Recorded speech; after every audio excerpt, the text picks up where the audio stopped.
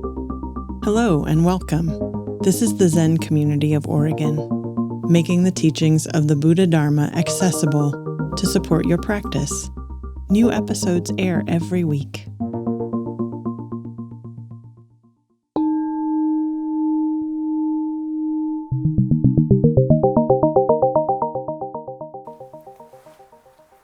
I'm so excited.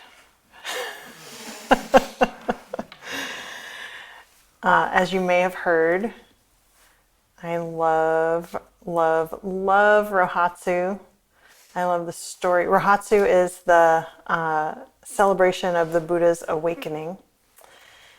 And it means, or is roughly translated into the 8th day of the 12th month in Japanese. And that is when the Buddha's enlightenment is celebrated.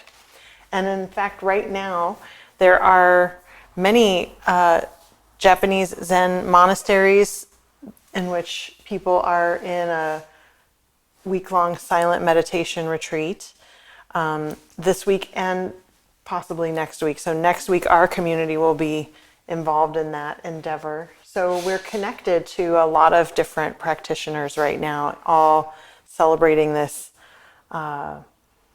profound experience that a person had that has since resonated throughout humanity for thousands of years. So it really is quite a remarkable thing. So last week, just a little review, we talked about the Buddha's early life. Before he became a Buddha, he was called Siddhartha Gautama. Siddhartha being the kind of the first, Siddhartha Gautama. So Gautama was the name he went by. And then when he realized awakening, he became a Buddha. So his early life was included a life of luxury. He was born into royalty, and his father took him to some astronomer or seer of some sort that said he'd either be a world ruler or a spiritual leader. And his father was like, "We're going for world ruler. None of this spiritual stuff. Let's shield him from suffering at all costs." But he saw, nevertheless, he sneaked out of the palace with all the accoutrements, and he saw a sick person, an old person, a corpse, and a spiritual renunciant. And he became disillusioned with the life he was living, a life of complete comfort and entertainment and luxury. Became utterly disillusioned and knew he needed to unlock this question about suffering, about life and death. And he left his wife and newborn son to do it and went off to practice. So today is in some ways the rest of the story, but it's not the rest of the story. It's really just about the time of his practice up until his enlightenment experience. And it is, the story itself has a lot of different aspects, some mythical aspects that I think is what I really love about the story. But I also think that these mythical aspects allow us to kind of participate in the story in some ways. And maybe that will become clear as we talk about it. So how Siddhartha Gautama became the Buddha, or also sometimes called the Tathagata, the thus come one. So he goes off and sheds all of his royal clothing and takes his sword and cuts all his hair off and gives his sword to his attendant. And his horse, his beloved horse, is grieving and bereft, like crying, and they go back and the whole family grieves, but the Buddha is off. He's going on to practice, and he practices with different spiritual teachers, 2 of them, that he attained their level of understanding, and they said, well, now you're my equal, and let's just keep going in these paths. And he said, no, I've got to keep going. There's something more. This isn't really the final answer, the full understanding that I'm seeking. What is the true cause of suffering? What is there a cure? So while there was this tradition of becoming what's called a sannyasin, I think is the word for it, which is a spiritual seeker, a renunciant, who leaves the householder life to pursue spiritual path. Even though he did have profound meditative experiences, this didn't seem to be the solution to our human predicament. So he changed his approach, and he instead started engaging in extreme ascetic practices.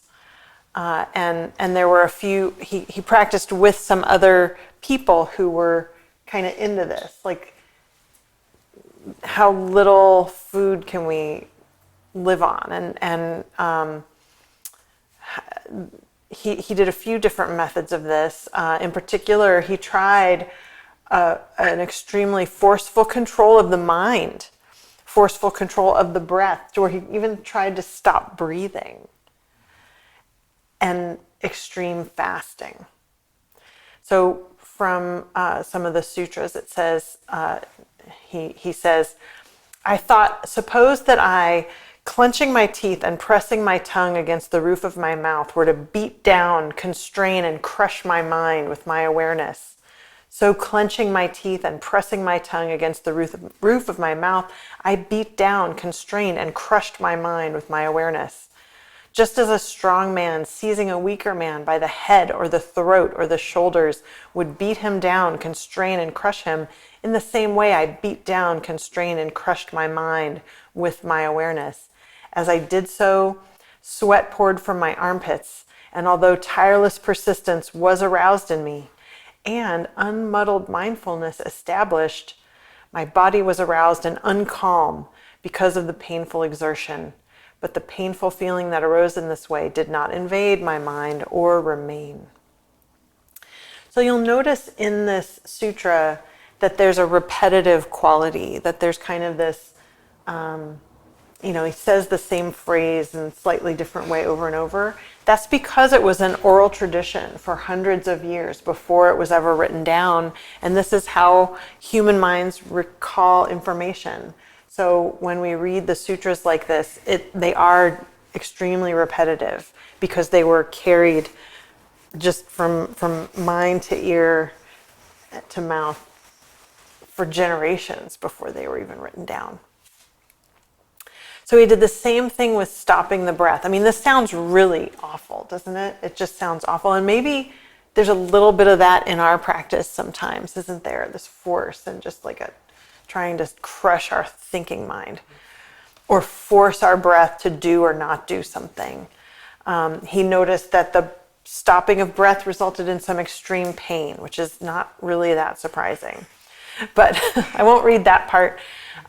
It is similar, but I'll read this thing about also how he was in the extreme asceticism around food. I thought, suppose I were to take only a little food at a time, only a handful at a time of bean soup, lentil soup, vetch soup, or pea soup. So I took only a little food at a time, only a handful at a time of bean soup, lentil soup, vetch soup, or pea soup. My body became extremely emaciated. Simply from my eating so little, my limbs became like the jointed segments of vine stems or bamboo stems. My backside became like a camel's hoof. My spine stood out like a string of beads. My ribs jutted out like the jutting rafters of an old run-down barn. The gleam of my eyes appeared to be sunk deep in my eye sockets like the gleam of water deep in a well. My scalp shriveled and withered like a green bitter gourd, shriveled and withered in the heat and wind. The skin of my belly became so stuck to my spine that when I thought of touching my belly, I grabbed hold of my spine as well. And when I thought of touching my spine, I grabbed hold of the skin of my belly as well. If I urinated or defecated, I fell over on my face right there. Simply from eating so little, if I tried to ease my body by rubbing my limbs with my hands, the hair, rotted at its roots, fell from my body as I rubbed, simply from eating so little. Whatever Brahmins or contemplatives in the present are feeling painful, racking, piercing feelings due to their striving, this is the utmost. None is greater than this. But with this racking practice of austerities, I haven't attained any superior human state, any distinction in knowledge or vision worthy of the noble ones. Could there be another path to awakening? Could there be another path to awakening? He took it to the very end. He took it to the utmost extreme. And indeed, that's exactly what this sounds like. It's horrifying to think about. Could there be another path to awakening? And that thought, that question actually, maybe not even a thought, but that question either tripped or, somehow this memory was arising in him, bubbled up from his childhood. And he recalled a moment of his childhood sitting under a rose apple tree.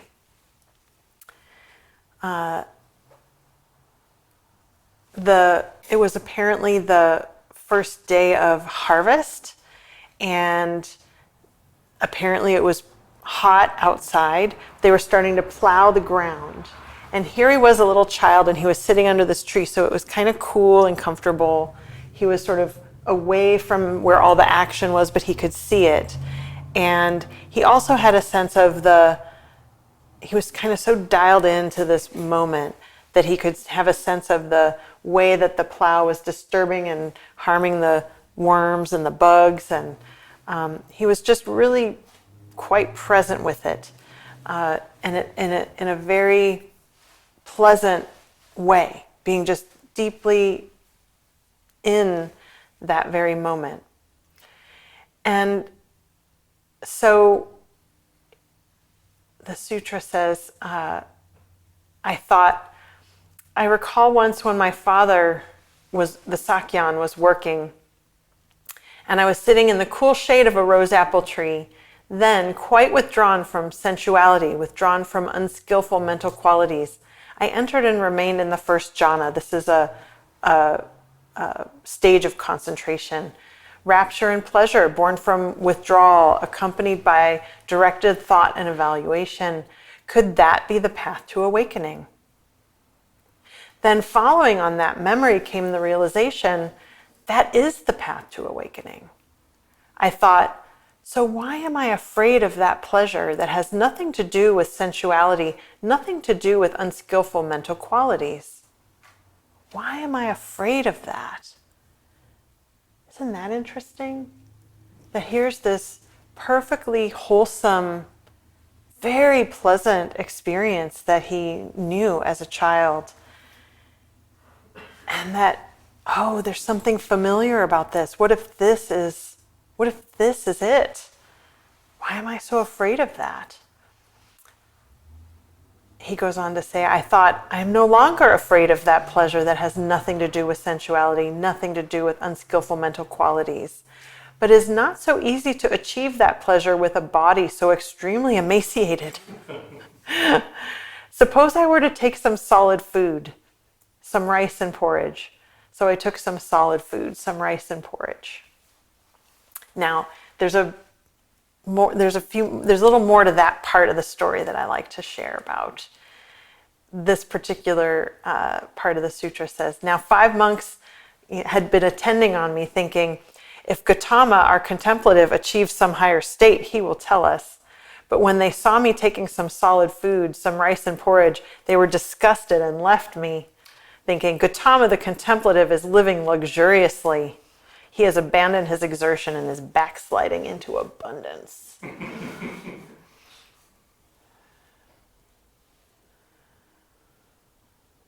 They were like, Gautama has sold out, had a bite of rice, that's it, into abundance. There's another version, I guess, of this story, or another piece of this story that I think is really lovely and important. The way that he finally did eat something to break that asceticism. And it's about a woman named Sujata who was in a nearby town. And in some tellings of this story, she was praying to have a child. And as part of her devotional practice, she wanted to give an offering to the tree spirits in the nearby forest. Other stories say that she just had a dream that she was supposed to make an offering to the tree spirits in the forest. In any case, she was following this sort of devotional impetus that she didn't actually, we can't possibly fully understand these things, but making this beautiful donation. She had a herd of cows. Her family had a large herd of cows. And as the story goes, she milked 1,000 cows and fed that milk to 500 cows and milked those cows. Then she fed that milk to 250 cows and milked those cows, and on down to the last 8 cows. Then she took that condensed, rich milk from those last 8 cows and mixed it with rice. So here's this beautiful offering. She poured the milk rice into a golden bowl and walked out into the forest as the dream had told her to do. And it just so happened that emaciated Siddhartha was sitting under a tree and was so skinny and bony, she encountered him and thought he was a tree spirit. So, of course, she smiled and offered him this bowl of milk rice, saying, "May this bring you as much happiness to eat as it has brought me to make." Siddhartha opened his eyes. She comes toward him joyfully and receiving the gift and her delight, he drank and ate. And he had been engaged in ascetic practices for years before he received this gift. So I want to share a version of this written by John Tarrant. It's really the poetic aspect here.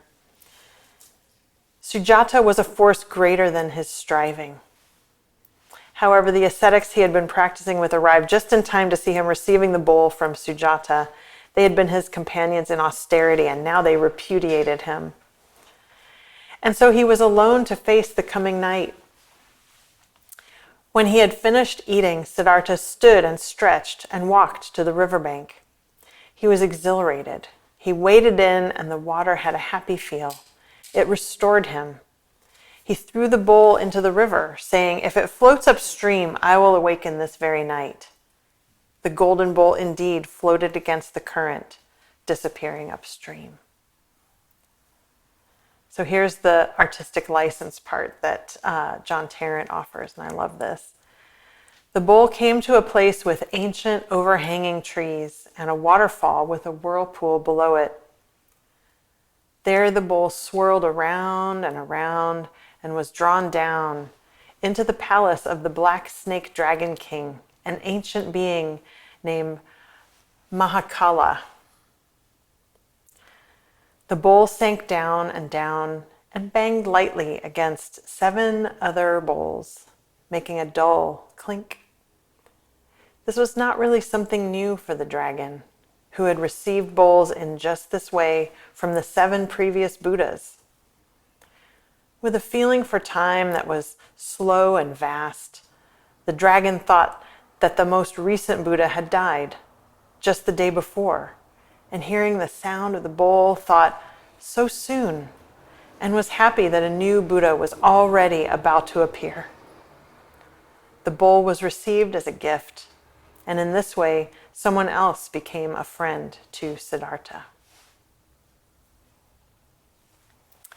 So Siddhartha, having eaten, having bathed, sits down under the Bodhi tree with determination, and he sat down vowing not to get up again until he awakened. It didn't matter if he rotted there underneath the tree, he was going to stay there. And so when you have an aspiration like this, when we have, and we're basically given an aspiration like this to accomplish something, to bring something into the world, to understand something, or then oftentimes the exact obstacles will arise also to meet it. Isn't that the way it goes? Always. And so sure enough, that's what happened here. Mara, sometimes called the tempter, sometimes called the evil one, the god of craving. Mara hears this aspiration and is like, oh no, we can't have this.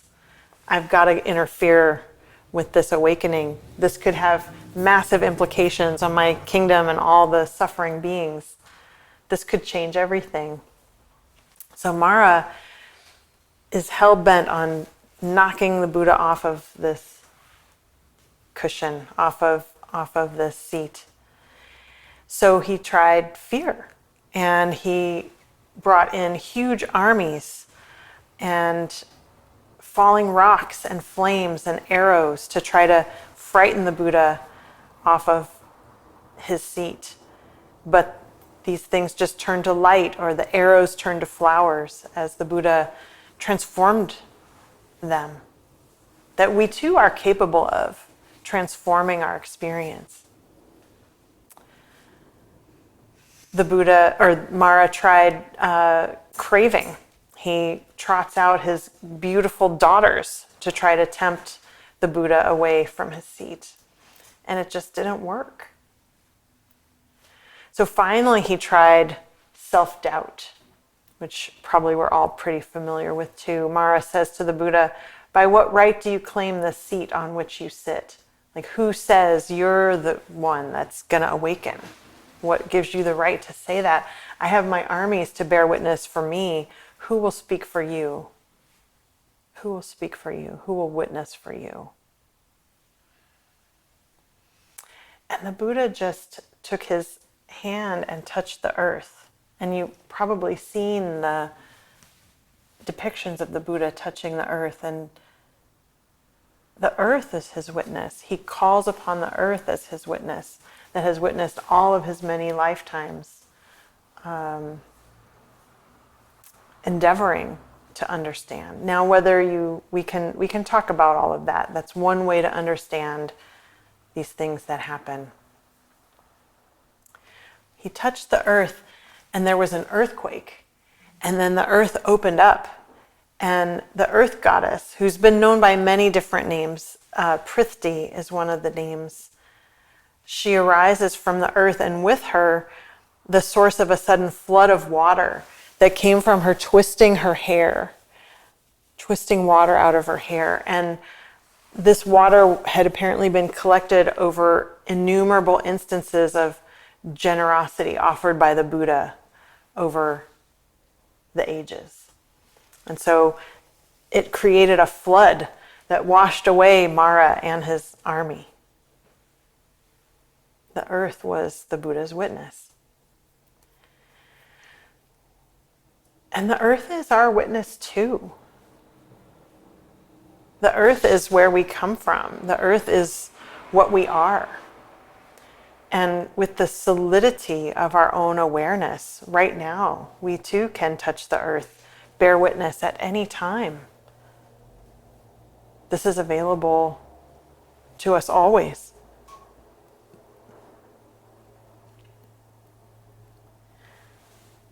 The sutra says, with a mind composed like this, purified, clarified, unblemished, rid of imperfections, become malleable, workable, steady, and attained to imperturbability, I directed my mind to the knowledge of the destruction of the influxes. This is a translation.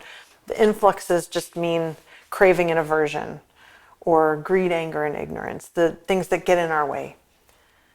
I directed my mind to the knowledge of the destruction of the influxes. I directly knew it. I directly knew as it really is, this is dukkha. I realized this is dukkha, this is suffering, this is discomfort, this is stress. I directly knew it as it really is. This is dukkha. I directly knew as it really is, this is the arising of dukkha. He could see that it exists. He could see how it arises. I directly knew as it really is, this is the cessation of dukkha. He could be aware, here it is, here's how it arises, here's how it stops, that it can stop. I directly knew as it really is, this is the path to the cessation of dukkha. I know how this can happen. I can see how this is now possible. I directly knew as it really is, these are the influxes. I directly knew as it really is, this is the arising of the influxes. I directly knew as it really is, this is the cessation of the influxes. I directly knew as it really is, this is the path to the cessation of the influxes. Those are the Four Noble Truths. And there's no real dogma in Buddhism. It's really about your own experience of whether or not this is true. So you could call them truths, but it's not like they're revealed truths. They're more like observations. The Four Noble Observations, we could just call them. That there is suffering is pretty easy, right? We can all probably get behind that. Yeah. Now, the second one, that suffering is caused, stress is caused, there is a cause. And that cause is craving and aversion. See if that's true for you. That's really the invitation here. Check it out for yourself. There can be a relief, a cessation, an alleviation of this, and that is the path, the Eightfold Path. Those are the Four Noble Observations. He says, knowing like this and seeing like this, my mind was liberated from the influx of craving and aversion. My mind was liberated from the influx of becoming, that's the self-making. And my mind was liberated from the influx of ignorance. He could see clearly how it works. In being liberated, there was the knowledge that it is liberated. It is liberated. There is liberation. And I directly knew that birth is ended. The holy life has been lived.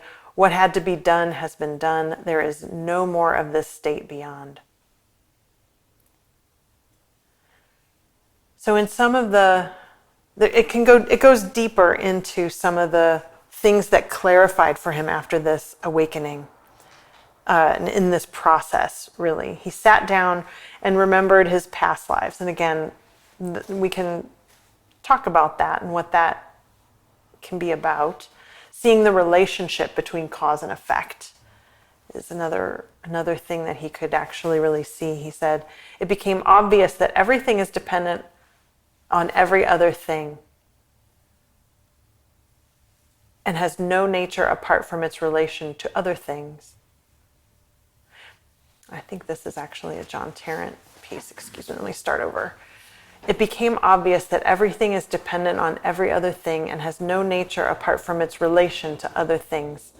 Siddhartha could find no enduring self that needed to be protected or enhanced. He noticed his meditation had stages of ever-deepening concentration, and he explored them. He saw the noble truths, suffering, the cause of suffering, the end of suffering, and the path out of suffering.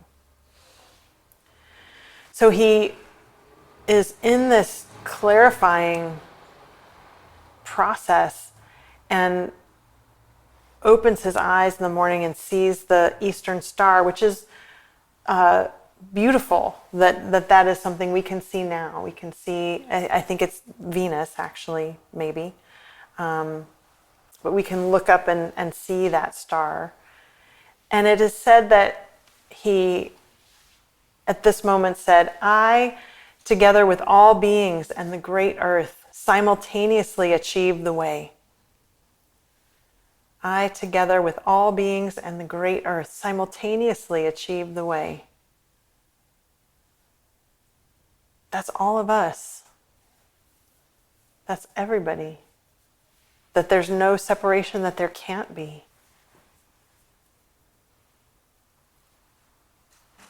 I, together with all beings in the great earth, simultaneously achieve the way.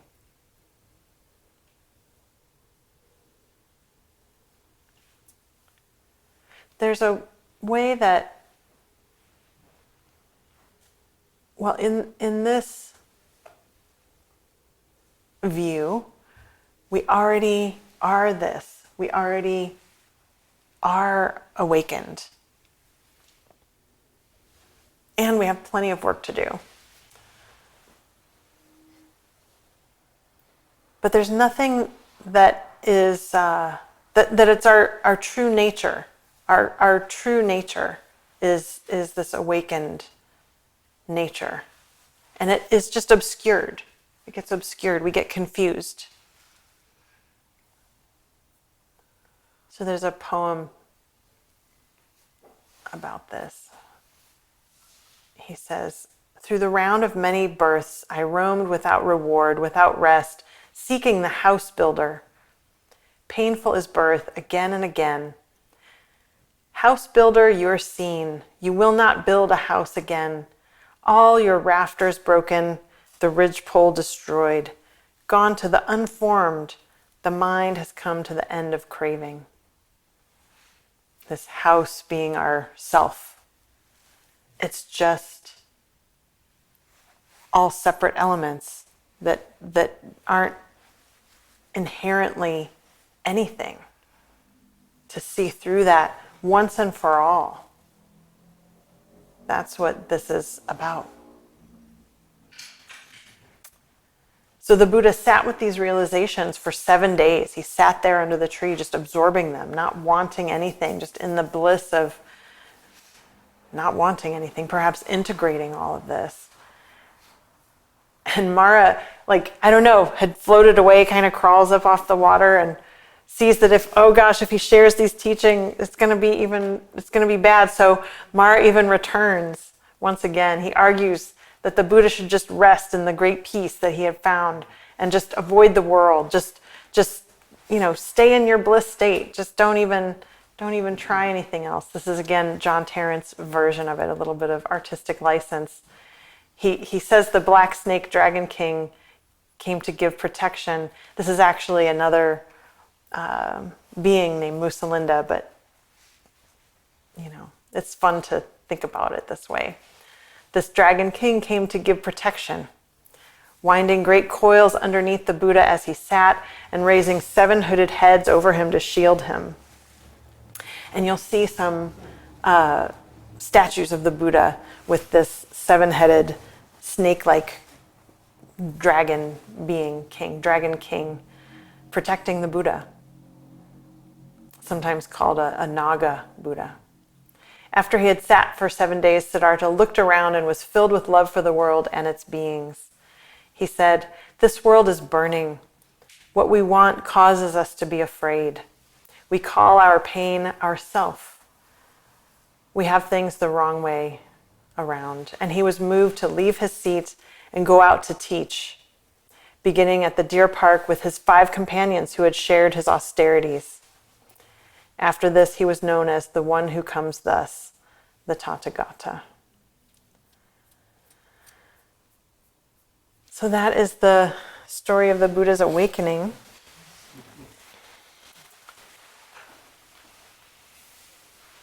I find it so creative and so accessible. And anyone who's practiced meditation for any length of time can probably relate in some way, or that to me it feels like a real practical and understanding story that we can apply to our own situation, our own difficulty, and our own aspiration too. So I do come away from that story with a great deal of gratitude that we just happen to get to see for ourselves about this. Here's this discovery that was made by just a person. The Buddha is not a god or anything like that, just a person. And that we have this same capacity. We actually do.